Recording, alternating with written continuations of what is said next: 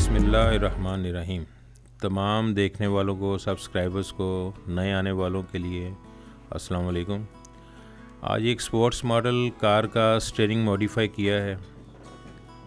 ویسے تو یہ سادہ ہوتا ہے، تو اسے پہلے اس کو ڈیزائننگ کر لی گئی ہے اور اس کے بعد اب اس کو ہم چاہتے ہیں کہ نیکسٹ ٹائم ہم جو بھی اسٹیئرنگ اس کے اوپر رکھیں اسی ماڈل کار کا، تو آسانی سے ہمارا یہ ڈیزائن بن جائے۔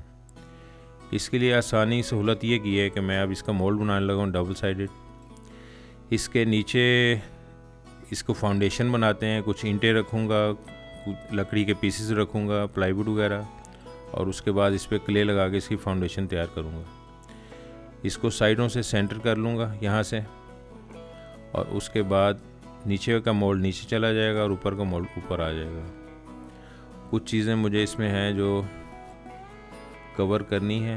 اب یہ نیچے میں نے فاؤنڈیشن کے لیے لکڑی کے نیچے پہلے اینٹیں رکھ دی ہیں، اینٹوں کے اوپر یہ پلائی ووڈ رکھ دی میں نے، اور مجھے 1 سے 2 انچ کی زیادہ زیادہ یہاں پہ کلے لگانی ہے سائڈوں پہ اس کے، اور کلے لگانے کے بعد اس کو لیول کریں گے۔ یہ کچھ پورشن ایسے ہیں جو مجھے خالی چھوڑنے ہیں تاکہ اسٹیئرنگ کی فٹنگ صحیح ہو جائے۔ اب یہ کلے لگنے کے بعد یہ اس پوزیشن میں آ گیا۔ اب اس کو میں اسے صفائی کروں گا، اس کے ساتھ اس کو پلین کروں گا اور اس کے اوپر کیز بناؤں گا تاکہ جب دوسرا مولڈ بناؤں میں اس کے اوپر دوسری سائڈ سے جب مولڈ بنے گا تو وہ کیز کے اندر فٹ ہو جاتا ہے ڈبل پورشن۔ اب اس پہ آپ کو یہ کیز نظر آ رہی ہیں، ہول نظر آ رہے ہیں، یہ ہماری کیز ہوتی ہیں، چابیاں کہہ لیں اسے، کہ دونوں مولڈ ایک ساتھ ایک جگہ پہ آگے فٹ ہو کے بیٹھ جاتے ہیں۔ اب یہ سینٹر سے ڈیوائڈ کر لیا اسے میں نے سارا کلے کے ساتھ۔ کلے کے اوپر میں نے سیپریٹر لگا دیا ہے پی وی اے، اور اس کو ڈرائی ہونے کا ٹائم دیا ہے۔ یہ پورشنز مجھے جو سے خالی چاہیے تھے کیونکہ جب اسٹیئرنگ لگے گا تو اس کی فٹنگ یہاں ہونی چاہیے۔ یہ 2 نٹس دے دیے میں نے جو مولڈ کے اندر فٹ ہو جائیں گے تاکہ دوسری سائڈ پہ جب بھی میں اسٹیئرنگ رکھوں تو مولڈ اپنی جگہ آ کے اسٹیئرنگ بیٹھے اور مولڈ میں کسی بھی قسم کا گیپ نہ رہے۔ اب پروسیس وہی ہے سارا فائبر گلاس میں، پہلے سیپریٹر لگتا ہے، پھر جیل کوٹ لگتا ہے، جیل کوٹ کے بعد ہم اس پہ میٹ لگاتے ہیں۔ اب یہ ہمارا کلے کا ورک ڈرائی ہو چکا ہوا ہے، اسے میں نے پنکھا لگا کر تھوڑی دیر کے لیے چھوڑ دیا تھا تاکہ ٹرے کے اوپر جو موئسچر ہے وہ ختم ہو جائے۔ موئسچر ہمیشہ ہمیں فائبر گلاس کے کام میں خراب کرتا ہے، فائبر کو ایلیگیٹی آ جاتی ہے اس کے اندر۔ اب یہ بہت ہی سافٹ طریقے سے یہ ویکس لگائی ہے میں نے اس کے اوپر۔ ویکس لگانے کے بعد اسے 5-10 منٹ کے لیے چھوڑا ہے، اور اس کے اوپر اب پہلا ہم جیل کوٹ کا کوٹ کریں گے۔ جیل کوٹ کا کوٹ کرنے کے بعد پھر اسے ڈرائی کریں گے۔ ڈرائی ہونے کے بعد پھر اگلا پروسیس سارا چلتا رہے گا۔ یہ آج کل ہمارا شباب، ہماری یوتھ کار ڈرائیونگ، کار موڈیفیکیشن بہت زیادہ کر رہی ہے، تو اسٹیئرنگ کی موڈیفیکیشن کے لیے یہ بہترین کام ہے۔ ہر طرح کا اسٹیئرنگ آپ اپنے حساب سے بنا سکتے ہیں۔ اس کے بعد اس کے کچھ پارٹس کے اوپر جب یہ بن جائے گا تو اس پہ لیدر بھی لگایا جائے گا، اور اب اس کی پہلی لیئر لگاتے ہیں۔ اس میں یہ میں نے ایم ای کے پی ڈال لی ہے۔ اس میں جیل کوٹ میں کوبالٹ پہلے سے ڈالا ہوتا ہے، اور ایم ای کے پی میں نے ڈال لیا ہے۔ کلے پہ کام کرنا ہے تو میں نے ایم ای کے پی تھوڑا زیادہ ڈالا ہے اس میں۔ جب کلے میں اگر ایم ای کے پی یا ہارڈنر کم ہو جائیں تو وہ پھر بھی ایلیگیٹی دے دیتی ہے اور ہماری پہلی لیئر خراب ہو جاتی ہے۔ مولڈ میں سب سے پہلی ہماری ضرورت سب سے پہلی جو ریکوائرمنٹ ہمارا جیل کوٹ کا ہمارا کسی بھی طرح سے خراب نہیں ہونا چاہیے، کیونکہ اسی نے نیگیٹو امپریشن لینا ہے اس سے، اور مولڈ اگر خراب ہمارا جیل کوٹ سے ہی ہو جائے گا تو پھر اگلا پروسیس سارا فیل ہو جاتا ہے۔ اس کو اچھی طرح مکس کر تاکہ کوئی بھی اس کے اندر باریک سا ذرا سا دانہ سا نہ رہ جائے کوئی بھی، کیونکہ کلے نیچے ٹھنڈی جگہ ہے، موسم بھی ٹھنڈا ہے، تو میں نے اس میں ہارڈنر تھوڑا تیز لگایا، اور یہ اب بسم اللہ کرتے ہیں اس کی، اور کوشش کرنی ہے کہ سب سے پہلے آپ نے جس چیز کا مولڈ اٹھا رہے ہیں آپ نے وہاں پر آپ نے جیل کوٹ اپلائی کرنا ہے. کلے پر میں بعد میں جاؤں گا. یہ ہوگا کلے کا اکثر یہ بھی ہوتا ہے کہ کلے برش کے ساتھ لگ جاتی ہے اور وہ مولڈ کے بیچ میں پیس کے بیچ میں آ جاتی ہے, جیل کوٹ کے ساتھ برش میں جو سا نا مکس ہو جاتی ہے. جتنا اوپر کا پارٹ ہے پہلا جو اسٹیئرنگ کے اوپر جو ہم نے جہاں ویکس لگا چکے ہیں اس کے اوپر ساری یہ جیل کوٹ لگائیں گے.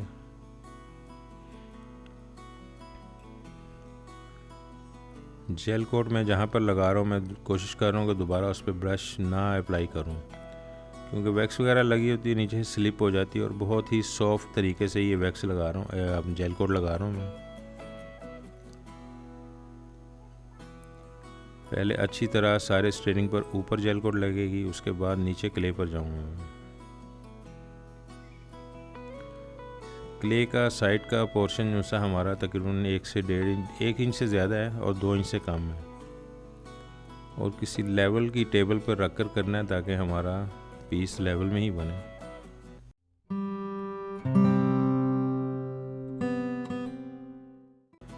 چھوٹے کام کے لیے برش ہم نے ہمیشہ چھوٹا استعمال کرنا ہے. بڑا برش یہاں پہ نہیں, یہاں 2 انچ کا برش استعمال کر رہا ہوں. برش کی صفائی کے لیے آپ نے ایک پیالے میں برش کلینر ساتھ ضرور رکھنا ہے, کیونکہ یہی برش بار بار ہم نے استعمال کرنا ہے, اور ایک برش خراب کر دینے کا مطلب ہے کہ آپ اپنی کاسٹ بھی بڑھا رہے ہیں. اسٹیئرنگ کی یہ وہ حصے جو میں نے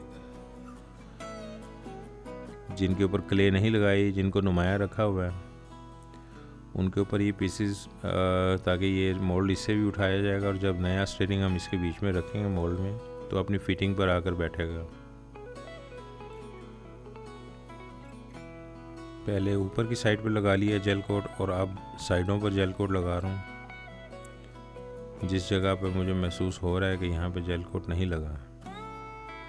برش ہم نے لمبے بالوں والا نیا لینا ہے ہمیشہ جیل کوٹ لگانے کے لیے. جیل کوٹ کے لیے ہمیشہ آپ اپنا برش علیحدہ رکھیں اور لیمینیشن کے لیے علیحدہ رکھیں, کیونکہ جیل کوٹ میں بہت سافٹنس چاہیے ہوتی ہے تاکہ ہماری نیچے کی ڈیٹیل خراب نہ ہو. اور اگر برش ہارڈ ہوگا تو وہ ساتھ اس کے سلپ کرے گا جیل کوٹ بھی. کیمیکل پہ کام کرتے میں گلوز استعمال کر لیتا ہوں, کیونکہ بار بار برش سے اور یہ سب چیزیں بھری ہوئی ہوتی ہیں ریزن کے ساتھ, اور ہاتھ بار بار دھونے کا مطلب ہے کہ آپ بار بار ہاتھ کو کیمیکل سے صاف کرتے ہیں. تو ہاتھ بھی ہم یا تھینر سے صاف کرتے ہیں یا پھر برش کلینر کے ساتھ. تو دونوں صورتوں میں ہاتھ ہاتھ کی سطح آپ کی خراب ہونے کے چانسز زیادہ ہوتے ہیں. تھوڑا بہت نارمل چل جاتا ہے کام, لیکن کام لینتھی کرنا ہو تو گلوز کے ساتھ ہی کرنا چاہیے. اب یہ دوسرا پارٹ ہے میں نے اب کلے کے اوپر کمپلیشن کے بعد اب کلے کے اوپر جیل کوٹ لگ رہا ہے. اس پر بھی میں برش بہت سافٹ استعمال کر رہا ہوں. برش میں پریشر نہیں ڈال رہا, دبا نہیں رہا میں, تاکہ نیچے کی سرفیس میری برش کے ساتھ خراب نہ ہو جائے.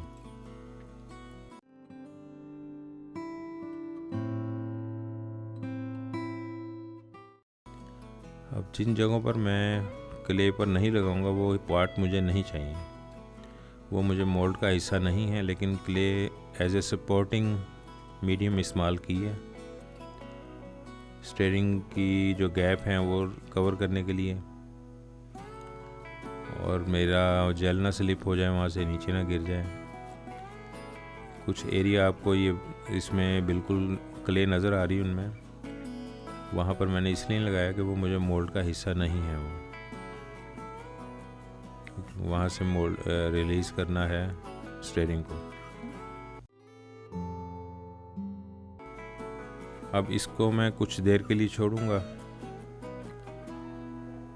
کم سے کم آدھا گھنٹے کے لیے. جب یہ جیل کوٹ بالکل ڈرائی ہو جائے گا اس کے بعد پھر اس کے اوپر میں ٹیشو کی لیئر لگاؤں گا. ٹیشو میٹ سے باریک چیز ہوتی ہے, جس طرح جو ہم ٹیشو پیپر استعمال کرتے ہیں سمجھیں گے اس کی تھکنس اتنی ہی ہوتی ہے کپڑے کا جو ٹیشو پیپر ہوتا ہے. یہ گلاس میٹ کی سب سے باریک جو ورژن ہے وہ ہے ٹیشو میٹ. اس کو بازار میں پاکستان میں ہم لوگ ٹیشو کہہ کر ہی مانگتے ہیں، اور یہ میٹرز کے حساب سے ملتا ہے، یہ کلو کے حساب سے نہیں ملتا. جتنے میٹر آپ کی چیز ہے اور اتنے میٹر کے حساب سے ہمیں یہ بازار سے ہم ریٹیل میں لے لیتے ہیں جتنا چاہیے ہوتا ہے. ٹیشو لگانے کا فائدہ ایک یہ ہوتا ہے کہ اس میں ببلز آنے کے چانسز ہوتے ہیں میٹ مولڈ کے اندر. مولڈ میں اگر ببل آ جائیں تو وہ ہمارا مولڈ خراب کر دیتے ہیں اور توڑ دیتے ہیں اکثر. تو مولڈ بناتے ہوئے کوشش کرنی ہے کہ جیل کوٹ کے بعد پہلی لیئر جو سی ہے وہ ٹیشو کی لگے، جس سے ہماری ایئر پاکٹس نہیں بنے گی اس کے اندر. یہ سٹیئرنگ کا مولڈ بہت زیادہ کام آئے گا آپ لوگوں کے جو اس وقت ہمارا کار کریز یا پاک ویلز وغیرہ پر جو لوگ سبسکرائبر ہیں وہ دیکھ رہے ہوں گے ادھر، تو ان لوگوں کے لیے بہت زبردست چیز ہے یہ. آپ اپنا سٹیئرنگ کسی بھی شکل کا بنا سکتے ہیں، کسی بھی ماڈل کا کوئی بھی سٹیئرنگ آپ لائیں وہ ڈائریکٹ بھی بن سکتا ہے، اور اگر ایک سٹیئرنگ سے زیادہ بنانا ہے تو پھر اس کے ہم مولڈنگ کاسٹنگ اس طریقے سے کر سکتے ہیں. اس مولڈنگ کاسٹنگ کا فائدہ یہی ہے کہ اس میں ٹائم بچ جاتا ہے. اب یہ جس جگہ تھوڑے بہت مجھے ببلز نظر آ رہے ہیں ان کو کور کر رہا ہوں میں، کیونکہ ببل ہمارے نہ کاسٹ میں ہمارے لیے چاہیے ہوتے ہیں اور نہ ہی ہمیں مولڈنگ کے لیے چاہیے ہوتے ہیں. مولڈ بنانے میں خاص کر ببلز کا خیال رکھنا پڑتا ہے.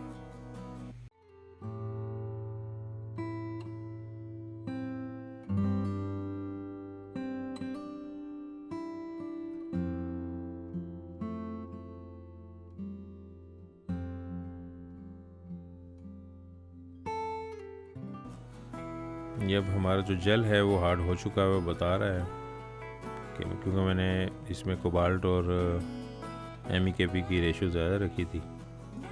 سردیاں ہونے کی وجہ سے ہارڈنر زیادہ ڈالنا پڑتا ہے. ہارڈنر اگر ہم کم ڈالیں تو پھر یہ چیز اکثر خراب ہو جاتی ہے، خاص کر سردیوں میں. گرمیوں میں ہمیں کسی قسم کا کوئی ایشو نہیں ہوتا.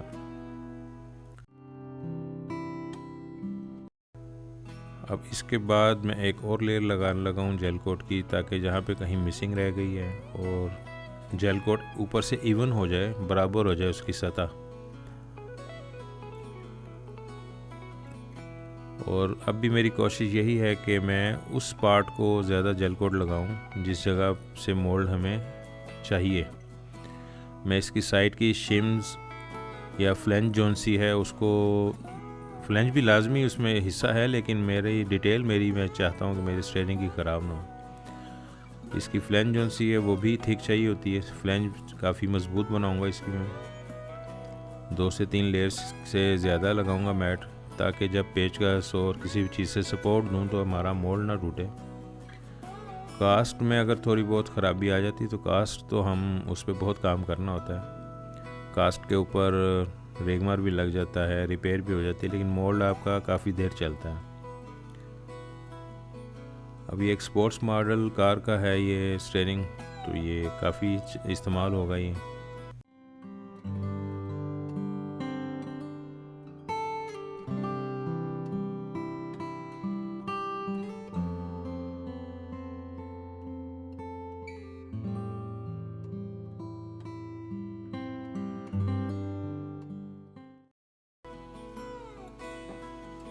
یہ ہے ٹیشو پیپر، گلاس ٹیشو ہے ہمارا. گلاس میٹ ٹیشو کی سب سے باریک فارم یہی ہوتی ہے گلاس میٹ میں، فائبر گلاس میں. اس کے چھوٹے پیسز کر لیے میں نے کینچی کے ساتھ، اور اسے سب اسٹیپ بائی اسٹیپ ساتھ رکھتا ہوا جا رہا ہوں، کیونکہ یہ بھی اوور لیپ نہیں کر رہا ابھی میں. اوور لیپ کرنے کا پھر وہی مقصد آ جاتا ہے کہ دوبارہ ببلز آنے کے چانسز ہوتے ہیں. یہ ٹیشو کی ایک لیئر لگے گی. ٹیشو کو میٹ کی طرح سے نہیں لگاتے، ٹیشو کو بھی بہت سافٹ برش کے ساتھ استعمال کرتے ہیں، تاکہ ٹیشو پر اگر ذرا سا زور لگائیں گے تو یہ پھٹ جاتا ہے. تو ہمارا مقصد اس کو خراب کرنا نہیں ہے.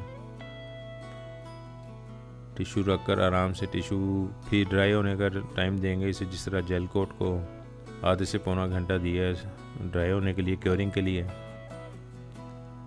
اب بہت ہی سافٹ طریقے سے میں یہ سارا ٹیشو لگاؤں گا. اس کو بھی یہ دیکھیں کہ میں ایک سائڈ سے اسے گیلا کرتا ہوا جا رہا ہوں, اور جب تک دوبارہ برش واپس آئے گا تو وہ اپنی جگہ بنا بیٹھا ہوگا اور دوبارہ لگنا آسان ہو جاتا ہے. میٹ کی بھی یہی طریقہ کار ہوتا ہے, میٹ لگانے کا بھی, کہ اس سے پہلے ہم اچھی طرح گیلا کر لیتے ہیں ریزن کے ساتھ, اور اگلے ہاتھ میں اس کو پھر بٹھانا شروع کر دیتے ہیں. وہ اپنی جگہ بٹھا لیتا ہے, بیٹھ جاتا ہے. ریزن لگنے کے بعد میٹ ہو ٹیشو ہو یہ سب نرم ہو جاتے ہیں. اس کے اندر جو ان لوگوں نے املشن یا ان کے اندر جو کیمیکل استعمال کیے ہوتے ہیں وہ آپس میں ریئیکشن کرتے ہیں اور اس کو میٹ کو نرم کر دیتے ہیں, گلاس میٹ کو. گلاس میٹ ریزن لگنے کے بعد اب بہت نرم ہو جاتا ہے, اور جس جگہ ہم برش کے پریشر کے ساتھ بٹھانا چاہیں بیٹھ جاتا ہے. یہ تمام پروسیس جب تک آپ لوگ اپنے ہاتھ سے نہیں کریں گے تب تک سیکھیں گے نہیں. ویڈیو بنانے کا مقصد یہی ہے کہ آپ پورا پروسیس دیکھیں. کچھ لوگوں کو ویڈیو اکثر لمبی لگتی ہیں, اسکپ کر جاتے ہیں. آپ اسکپ نہ کریں, آپ بریک لگا کے کہیں اور چلے جائیں اگر تھک گئے ہیں آپ لوگ. اسکپ مقصد پھر ہمارے ویڈیو بنانے کا فوت ہو جاتا ہے کہ جو چیز میں دکھانا چاہتا ہوں, جو پریکٹیکلی آپ کو بعد میں تکلیف دے گی چیز, وہ آپ پہلے سے سیکھ جائیں کہ برش کیسے استعمال کرنا ہے, کہاں پہ کیا کر رہے ہیں ہم لوگ بار بار. اب میٹ میں نے اب یہ ٹیشو رکھ دیا تھا کسی جگہوں پر, اور کہیں پہ اب جب لگنے کے بعد ریزن کئی جگہوں سے وہ ٹیشو نہیں نظر آتا کہ یہاں نہیں لگا ہوا, وہاں پھر لگانا پڑتا تھوڑا بہت. یہ سب چیزیں جو سی ہیں تھیوری میں اور پریکٹیکل میں فرق ہے. اور اب اس ایڈوانس دنیا میں یوٹیوب ایک بہت ہیلپ فل چیز ہے. اس وقت یوٹیوب سے لوگوں نے بہت کچھ سیکھا ہے, جو سیکھنا چاہتے ہیں بہت کچھ سیکھا ہے ان لوگوں نے. اور میرا بھی مقصد یہی ہے کہ میں لوگوں کو زیادہ سے زیادہ سکھاؤں جو مجھے جہاں تک آتا ہے. ہر بندہ ایکسپرٹ تو نہیں ہوتا, لیکن جتنا مجھے کام آتا ہے میں اسے سکھانے کی کوشش کرتا ہوں. اب پہلی لیئر ہماری ٹیشو کی ڈرائی ہو چکی ہوئی ہے, تو اس کے بعد میں نے اس کے اوپر میٹ کو میں نے پھاڑ کر لگا دیا. اسے کینچی سے نہیں کاٹا میں نے, اسے میں نے ہاتھوں سے کھینچ کر توڑا ہے اور اسے لگا دیا, کیونکہ ہمیں اس کے جو ریشے ہیں آپس میں جڑنے چاہیے آپس میں. اگر کینچی میں آتا ہے, کینچی سے کاٹیں گے تو ایجز شارپ ہوتی ہیں اس کی. جب اس کو ہاتھ سے کھینچ کے پھاڑتے ہیں میٹ کو, تو وہ اس کے جو فائبرز ہیں وہ آپس میں ایک جان ہو جاتے ہیں.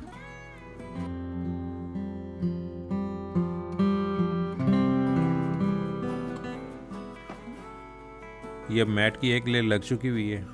میٹ کی ایک لیئر لگانے کے بعد میں نے اس کے اوپر سپورٹس لگا دی تاکہ ہمارا اسٹیئرنگ بینڈ نہ ہو جائے جب ہم اس کی ڈائی کھولیں. تو یہ درمیان میں نے پائپس لوہے کے ہیں جو آمنے سامنے رکھ کر میں نے اس کی سپورٹ لگا دی تاکہ کہیں بھی اس میں لچک نہ آئے. ویسے تو یہ اس کی جو شیپ ہے اس کی وجہ سے اس میں لچک نہیں آئے گی. گول شیپ ہے, ایک رنگ بنا ہوا ہے, اور رنگ کے سینٹر میں میں نے یہ 2 ایکسٹرا لگا دی ہیں. یہ اب سپورٹس لگ چکی ہوئی, اس کے اوپر 2 سے 3 لیئر میں نے فائبر گلاس کی لگا دی ہوئی ہیں, اور یہ ہمارا یہ پیس ڈرائی ہو چکا ہوا ہے. تو اب اس کو ڈی مولڈ کرتے ہیں ایک سائڈ سے. اس کو یہاں سے اٹھا کر میں اسے الٹا دوں گا, اور اس کے بعد پھر دوسری سائڈ پہ ہم اس کا دوسرا پارٹ بنائیں گے مولڈ کا. اسے میں نے الٹا کرنے کے بعد اس کے اوپر جتنی بھی کلے تھی وہ ختم کر دی ہوئی ہے. کلے ختم کرنے کے بعد اس کے جو سائڈیں جو سی ہیں میں کوشش کروں گا کہ انہیں تھوڑا سا ٹرمنگ کر لوں ان کی گرینڈر کے ساتھ. اب جو پارٹس مجھے چاہیے یہ وہ مجھے مل چکے ہوئے. ہم نے ایک سائڈ کا مولڈ بنا لیا, اب دوسری سائڈ کا مولڈ بنا رہے ہیں. اور اب اس کی کوشش کروں گا کہ یہ سائڈوں سے اس کی ٹرمنگ کر لوں, اور اس کے بعد اس کو دوبارہ سے ویکس وغیرہ لگانے کے بعد اس پہ اب دوسرا مولڈ اسی طریقے سے اٹھائیں گے. یہ اب سائڈیں میں نے ٹرمنگ کر لی ہیں، مولڈ کی صفائی کر لی ہے، جو مجھے چیزیں بعد میں خراب کرنی تھیں یا تنگ کرنی تھیں، جن جگہوں پر مجھے اس کا ان ٹیک اور آؤٹ ٹیک چاہیے وہ میں نے وہاں پہ کلے لگا دیے. رائٹ اور لیفٹ آپ سائڈ پہ دیکھ رہے ہوں گے 2 جگہ پہ. یہاں سے فلنگ ہے، یہ اب ایک برابر جگہ پر رکھنے کے بعد اس پر یہ جون سی ہے میری ایک سائڈ، ایک انٹیک ہے اور ایک آؤٹ ٹیک ہے. اگر جب میں اس میں فلنگ کروں گا اور یہ ریزن بتا دے گا کہاں تک پہنچا ہے میرا. اور یہ جو 2 بولٹ اوپر رکھے ہیں میں نے، یہ ہمارا اسٹیئرنگ ٹائٹ کرنے کے کام آئیں گے. وہ بولٹ جو ان سے ہم نے دوسری سائڈ پہ مولڈ کے ساتھ فکس کر دی ہیں. جب اس مولڈ کو ریلیز کریں گے تو یہ بولٹ جو سے اس پیچھے نیچے والے پارٹ کے ساتھ رہیں گے اور اوپر والے کے سے ہم صرف اسٹیئرنگ کسنے کے کام آئے گا.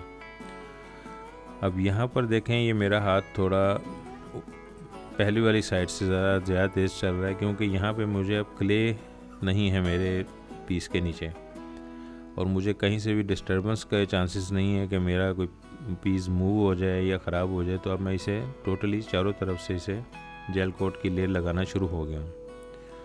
یہاں پہ آپ نے دیکھا ہوگا کہ میں پہلے فلینج کے اوپر لگا رہا ہوں تاکہ نیچے کا ایریا میرا کور ہو جائے.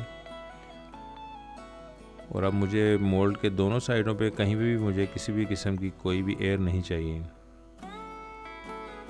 کیز میری اچھی نکل آئی ہیں، جو چابیاں میں نے جو امپریشن دیے تھے میں نے سائڈوں پہ گول 4 سے 5 حصوں میں. اب یہ وہی پروسیس ہے دوبارہ جو آپ پہلے شروع سے دیکھتے آ رہے ہیں فائبر گلاس میں، کہ ویکس کی ہے، ویکسنگ کے بعد اسے ڈرائی ہونے دیا ویکس کو، ویکس کے بعد پھر میں نے اس پہ پہلی لیئر جیل کوٹ کی لگا دی.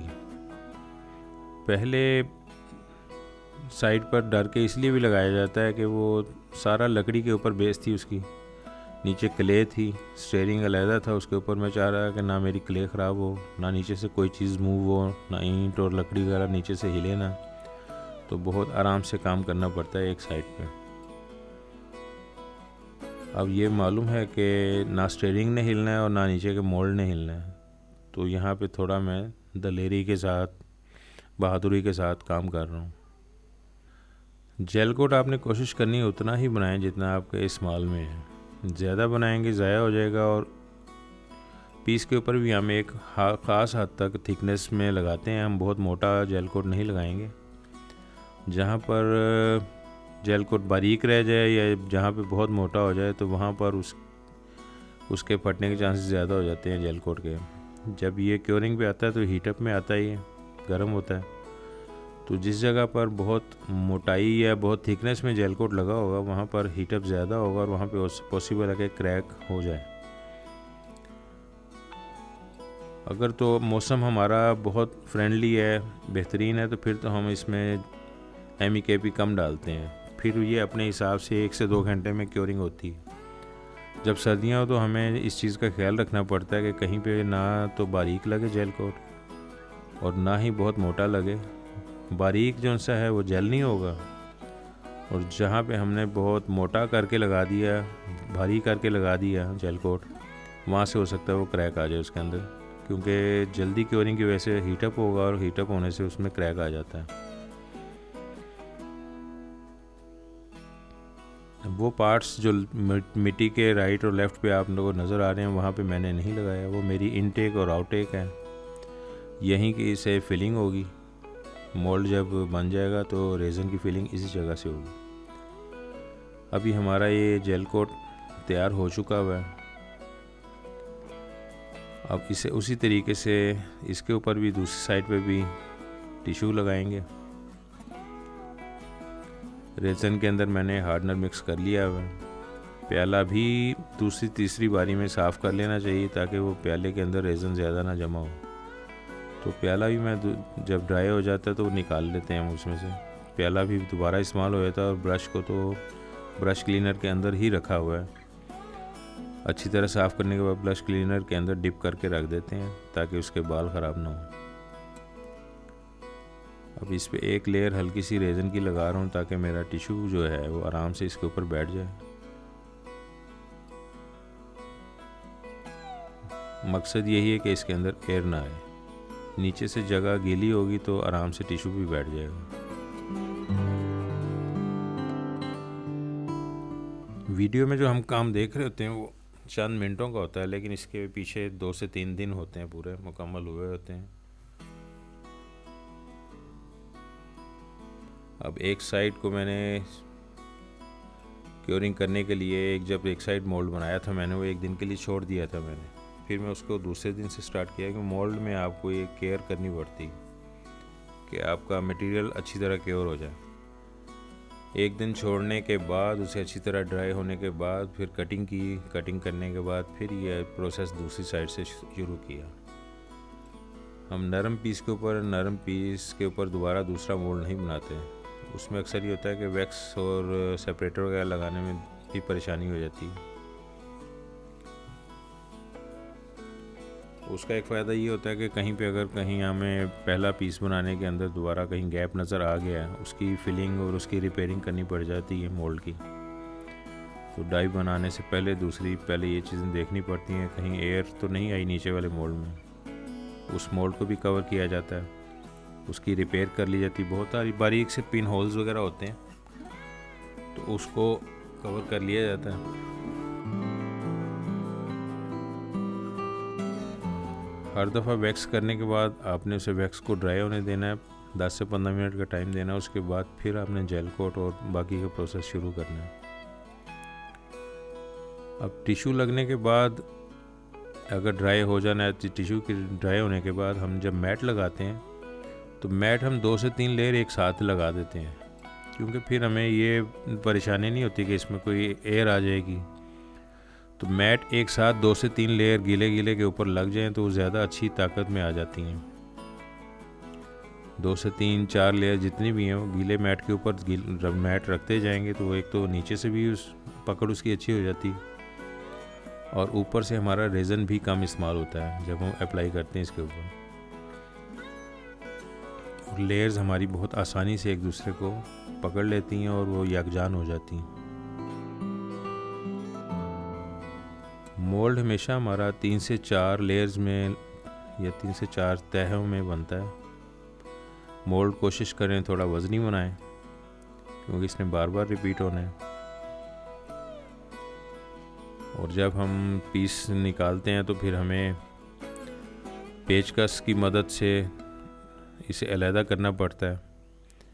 اب جب اس پیس کو نکالیں گے پاسبل ہے کہ اس کے اندر کا جو سٹیئرنگ ہے اس میں کچھ کریک آئیں، وہ پاسبل ہے وہ ٹوٹ بھی سکتا ہے، لیکن اس سے ہمیں کوئی فرق نہیں پڑے گا کیونکہ ہم نے اس کا مولڈ بنا لیا ہے اور دوبارہ پھر ہم اس کی کاسٹ نکال لیں گے۔ نیچے جو سٹیئرنگ کو ڈیزائننگ کی گئی وہ سارا سٹیل پوٹین کے ساتھ کی گئی ہے، اس کی شیپ ساری سٹیل پوٹین کے ساتھ بنائی ہے۔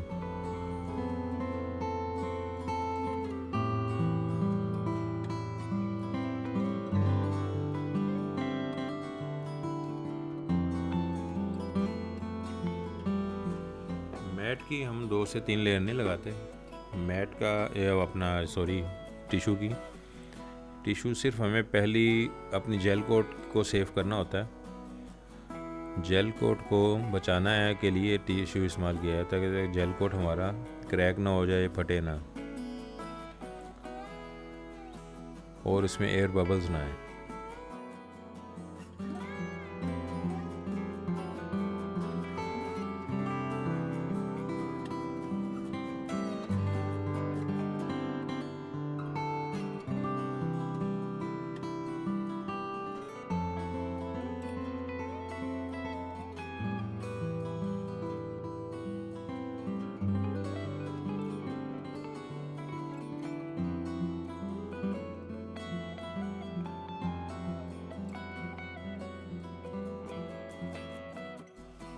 اب اس پروسیس میں بھی ہمارا یہ میٹ لگانے کا سلسلہ شروع ہونے لگا دوبارہ سے۔ یہاں پہ ہماری ٹیشو کی لیئر جون سی ہے وہ ڈرائی ہو چکی ہوئی ہے، اب اس پہ میٹ رکھیں، گلاس میٹ۔ سیم وہی پروسیس ہے جو ہم نے فرسٹ ٹائم پہلی سائڈ پہ کیا تھا، اور دوسری سائڈ پہ وہی سب کچھ ہوگا، لیکن جتنا یہ چیز دوبارہ بار بار دیکھ لی جائے گی ظاہر ہے وہ پروسیس تو وہی رہنا ہے فائبر گلاس کا، لیکن چیز بدل جاتی ہے، ماڈل بدل جاتے ہیں، ڈائمینشنز بدل جاتی ہیں، سائز بدل جاتا ہے چیز کا۔ یہ 2 سائڈ مولڈ ہے، بہت سے مولڈ ہوتے ہیں جو ہمیں تین چار ڈائیں نکالنی پڑتی ہیں، اس کی بہت پارٹیشن، جس طرح ایک فگر ہوتی ہے، فیس کا علیحدہ ہوتا ہے، ہیڈ کا علیحدہ، ہاتھ بازو سب علیحدہ علیحدہ ہوتے جاتے ہیں، تو اس کو ہم پیس مولڈ کہیں گے۔ یہ بھی ہمارا سمپل پیس مولڈ ہے، رائٹ اور لیفٹ یا اپ اینڈ ڈاؤن 2 وے ہمارا یہ پیس مولڈ ہے۔ یہ سنگل مولڈ سنگل کہیں گے ہم، اس کو ہم پیس مولڈ کہیں گے، 2 پیس مل کر ایک مولڈ پورا مکمل بنا رہے ہیں۔ آپ کا اسٹیئرنگ جو ہے 2 پیسز میں بن رہا ہے۔ کار کی موڈیفیکیشن میں اسٹیئرنگ کا رول بھی بہت اہم رکھتا ہے کہ آپ نے ڈرائیونگ سیٹ پہ جب بیٹھنا ہے تو اسٹیئرنگ آپ کے سامنے ہوتا ہے، اور اسٹیئرنگ بھی آپ کا خوبصورت بنا ہو تو گاڑی کی ویلیو میں اور 4 چاند لگ جاتے ہیں۔ اس پر جب لیدر ورک ہوگا، اس پر کلر شیڈ آئیں گے، اسپرے ورک ہوگا، ملٹی کلرز میں بن جائے گا، یہ کسی بھی طریقے سے بنایا جا سکتا ہے، اور اس کی شیپ عام اسٹیئرنگ سے ہٹ کر ہے جو کمپنی دیتی ہے۔ جیسا آپ پسند کرنا چاہیں، جہاں سے آپ جو ڈیزائن کرنا چاہیں ویسا اسٹیئرنگ بن سکتا ہے یہ، اور اس میں گرپ اچھی ہوگی، اس سے مزید گرپ بڑھ جائے گی، کیونکہ جو ہم نے اندر کروز دی ہیں اس کے اندر ہاتھ بڑے اچھے طریقے سے بیٹھتا ہے، اور ہاتھ کے سلپ ہونے کے چانسز کم ہو جاتے ہیں جب اسٹیئرنگ ٹرن کیا جاتا ہے۔ ویسے بھی کمپنی فٹڈ جو اسٹیئرنگ آتے ہیں وہ بالکل ایکوریٹ ہوتے ہیں، لیکن اس میں مزید موڈیفیکیشن کر کے ہم اور چیز کو ایک گیجٹ کے طور پہ اور اچھا استعمال کر سکتے ہیں۔ کار کے انٹیریئر میں اسٹیئرنگ کا بھی بہت زیادہ اہم رول ہے، جس کا ڈائریکٹ ڈرائیور کے ساتھ تعلق ہے۔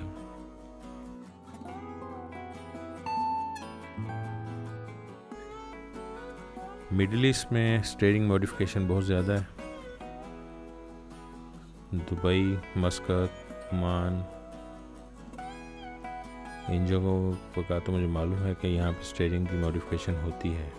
سعودی عرب کی مارکیٹ کا نہیں معلوم، وہاں سے کبھی انفارمیشن نہیں آئی۔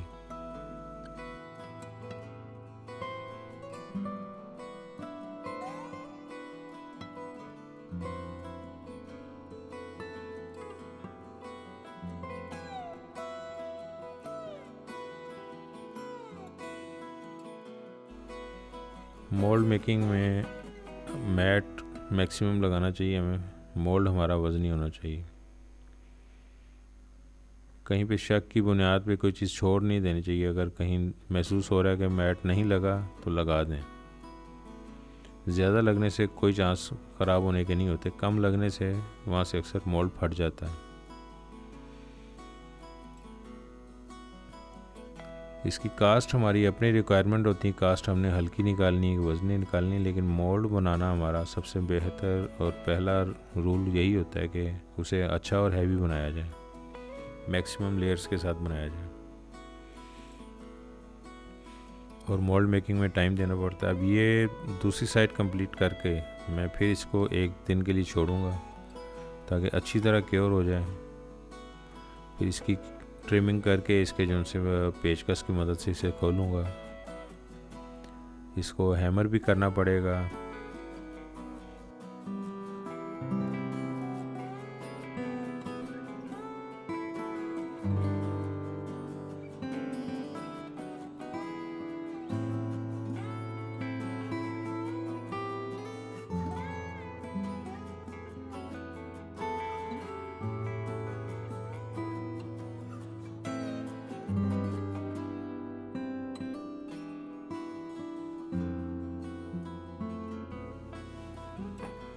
اب اس پہ 3 سے 4 لیئرز میٹ کی لگا دی گئی ہوئی ہیں،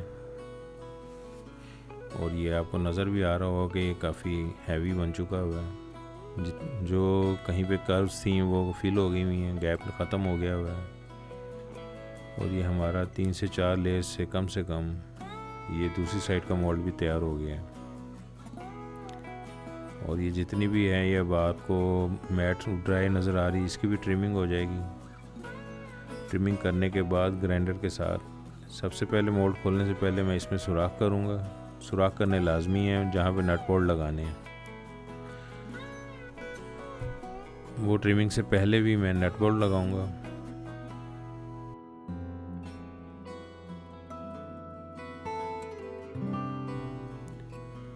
اب یہ ہمارا یہ پیس ڈرائی ہو چکا ہوا ہے ٹوٹلی،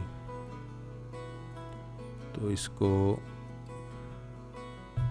کھولنے سے پہلے، اس کی ٹرمنگ سے پہلے میں اس میں سوراخ کرنا چاہوں گا، تاکہ جہاں میں نٹ بولٹ لگانے ہیں ہم نے وہاں پہ سوراخ کر لیں، تاکہ دوبارہ جب مولڈ کھل جائے گا تو پھر اپنی جگہ پہ سوراخ نہیں ہو سکیں گے۔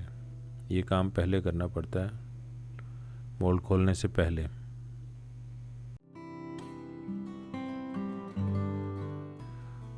ابھی سوراخ میں ان جگہوں پہ کروں گا جہاں پہ میرے نیچے کیز نہ آئیں، جو ہم نے چابیاں بنائی تھیں، جو تھم نیلز بنائے تھے نیچے، اس جگہ پر سوراخ نہیں کروں گا۔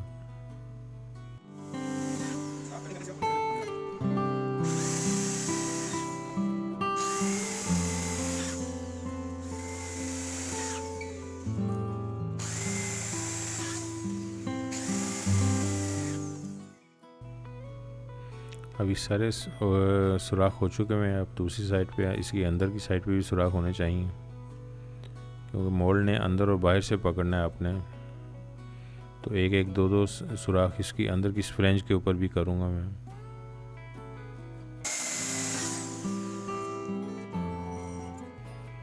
میرا مولڈ کافی اچھا ماشاءاللہ ہیوی بنا ہے کہ ڈرل مشین کو بھی پتہ چل رہا ہے کہ کسی آسان جگہ پہ کام نہیں کرنا ہے۔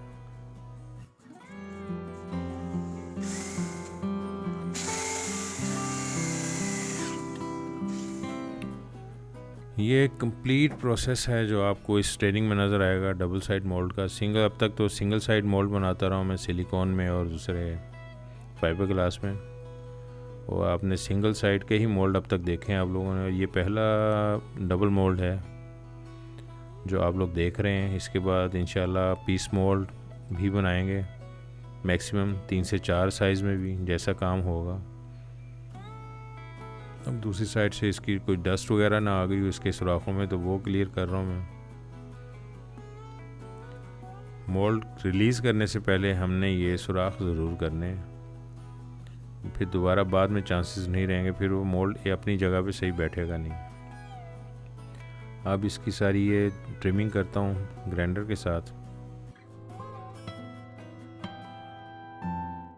یہ اس کی ٹرمنگ ہو چکی ہوئی ہے اب سائڈوں پہ، تو مولڈ کو اپنی جگہ بٹھانے کے لیے میں ایک اور کام کرتا ہوں کہ اس طرح میں نشان لگا دیتا ہوں مولڈ کی سائڈ پہ۔ ایک سائڈ پہ میں نے 4 مولڈ 3 پیس لگا دیے ہیں سائز، باقی جگہوں پہ ایک ایک سائڈ رکھ دی، تاکہ آپ کو لیفٹ اور رائٹ مولڈ کا ڈھونڈنا نہ پڑے، اور نشانوں کے اوپر جب مولڈ آئے گا تو وہ اپنی جگہ پہ ایکوریٹ آ کے بیٹھ جائے گا۔ اوپر 3 کٹ دے دیے میں نے، اور سائڈوں پر ایک ایک کٹ دے دیا ہے، تاکہ چاروں سائڈ سے ان کٹس کی مدد سے آپ دیکھ لیں۔ ویسے اندر کیز بھی ہیں اس کے اندر، تو یہ ایک سہولت ہوتی ہے کھلی آنکھ سے دیکھنے کے لیے کہ ہم اپنا مولڈ صحیح جگہ پہ فٹ کر رہے ہیں کہ نہیں کر رہے ہیں۔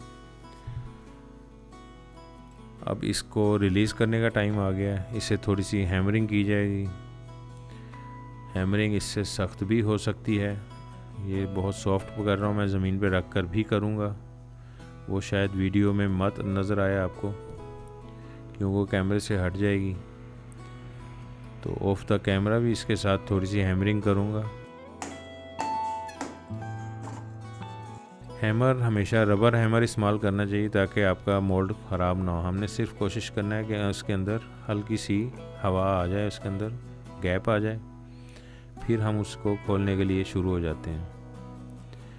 اوپر جو پیچ لگے ہیں وہ بھی کھولیں گے جو نیچے والے مولڈ کے ساتھ ہیں، ان پیچوں کو نٹ بولٹس کو ریلیز کیا جائے گا، اور اس کے بعد اس کو 2 پیچکس کی مدد سے میں اسے ریلیز کروں گا۔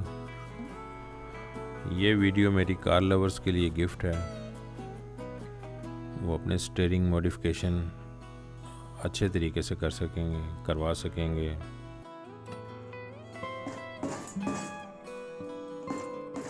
جن جگہوں پر ہیمر نہیں پہنچتا یا اس کی ضرب صحیح نہیں لگتی تو اس جگہ پہ میں لکڑی کا استعمال کر رہا ہوں. لکڑی کو اس جگہ پوائنٹ پر رکھ کر پیچھے سے پریشر لگا رہا ہوں.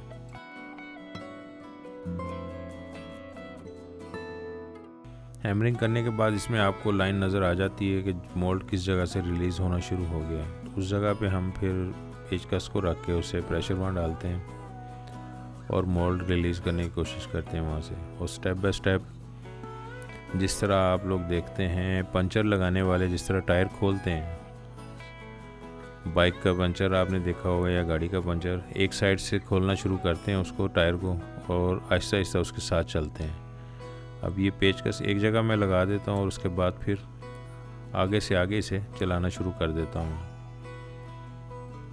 تاکہ ہماری چاروں سائڈ سے جب ریلیز ہو جائے گی چیز تو اس کے بعد پھر مولڈ کھولنا آسان ہو جاتا ہے. کسی ایک سائڈ پہ پریشر ڈال کر ہم مولڈ نہیں کھول سکتے. مولڈ کو سب طرح سے ریلیز ہونا چاہیے. کہیں سے اگر کوئی سٹک ہو رہا ہے تو نظر آ جانا چاہیے. اس کو پہلے ریلیز کریں تاکہ مولڈ ہمارا خراب نہ ہو. اب یہ اسی پروسیس کے تھرو جس طریقے سے پنکچر لگانے والے ایک سائڈ سے سٹارٹ کرتے ہیں ٹائر کو کھولنا, تو میں اپنا مولڈ کھول رہا ہوں کیونکہ یہ بھی شیپ تو وہی ہے, گول شیپ ہے. یہ اس کا پورا چکر اس طرح کریں گے ہم کمپلیٹ. یہ اب آرام سے کھلتا جا رہا ہے. اس کو اچھی طرح ہیمرنگ کر لی تھی میں نے اور یہ مولڈ آرام سے اپنی اپنی جگہ. اور کوشش کرنی ہے کہ آپ کے پیچکس کے نیچے وہ کی نہ آ جائے جو ہم نے بنائی تھی کیز, جو امپریشن ڈالا تھا کلے کے اندر. پیچکس کا لگنے سے اکثر وہ ٹوٹ جاتی ہیں کیونکہ وہ مولڈ سے باہر کا حصہ ہوتا ہے تھوڑا سا. تو میں اس جگہ پر رکھ کر پیچکس کو پریشر ڈال رہا ہوں جہاں پہ میں نے سوراخ کیے ہیں کیونکہ ان سوراخوں کے نیچے کیز نہیں ہے.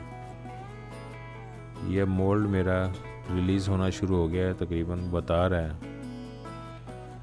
کہ یہ اب ریلیز اچھے طریقے سے ہو جائے گا. جب کام اپنی کمپلیشن پہ چلا ہے تو ایک خوشی محسوس ہوتی ہے کہ کام اچھا ہو گیا ہے. اور یہ ماشاءاللہ یہ مولڈ بڑا اچھا بن گیا. یہ ٹوٹلی کمپلیٹ ڈرائی ہے. اس پہ کم سے کم 4 سے 5 دن کی محنت ہے اس اسٹیئرنگ کے اوپر, اس مولڈ میکنگ کے اوپر صرف. یہ اب آپ کو مولڈ نظر آ رہا ہے کہ ریلیز ہوتا ہوا نظر آ رہا ہے.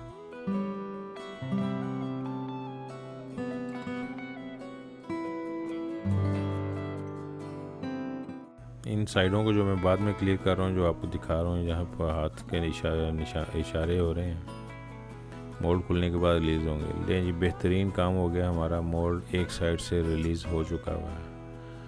اب جن جگہوں پر جہاں گرائنڈر نہیں چل سکا تاکہ میرا اسٹیئرنگ بھی خراب نہ ہو, تو اب میں مولڈ کھلنے کے بعد ان جگہوں کو کاٹوں گا اور اسے فنیشنگ میں لے کر آؤں گا.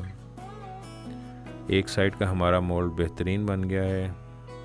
وہ پیچ جو ان سے ہم نے لگائے تھے وہ نیچے والے مولڈ کے ساتھ فکس ہیں. اوپر سے ہم نے نٹ کھول لیے تھے. اب ہم اسٹیئرنگ کو یہاں سے ریلیز کریں گے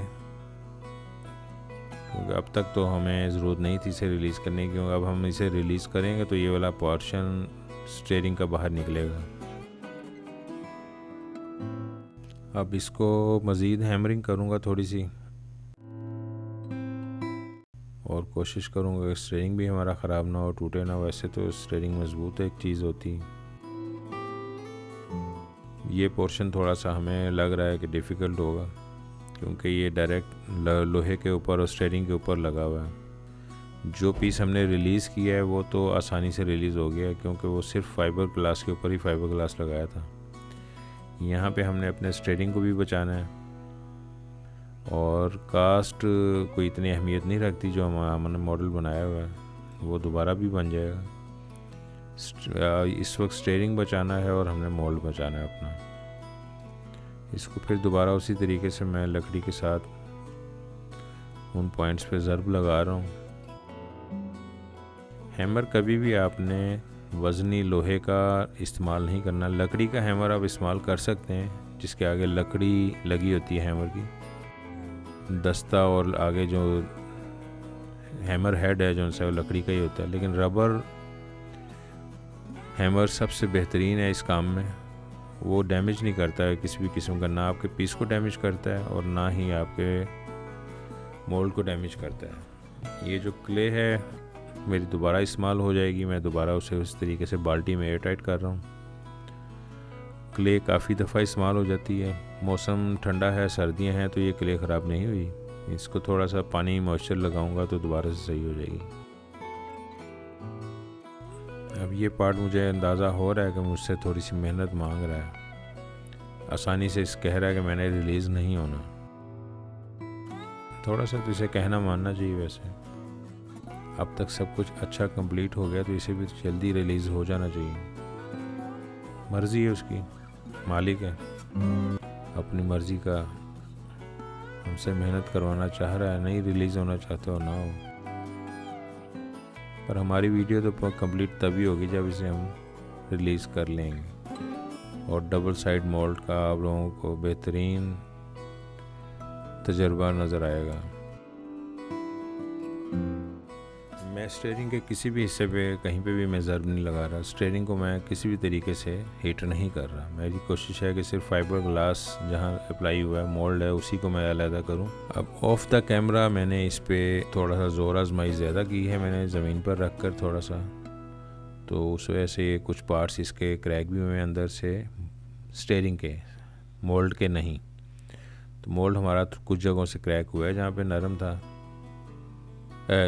پیس اسٹیئرنگ ہمارا نکل آیا، اس کا نیچے کا سریا جو نظر آ رہا ہے۔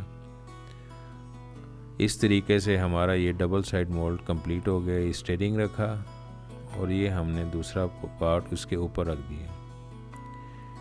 یہ ہمارا بہترین پیس مولڈ تیار ہو گیا ہے۔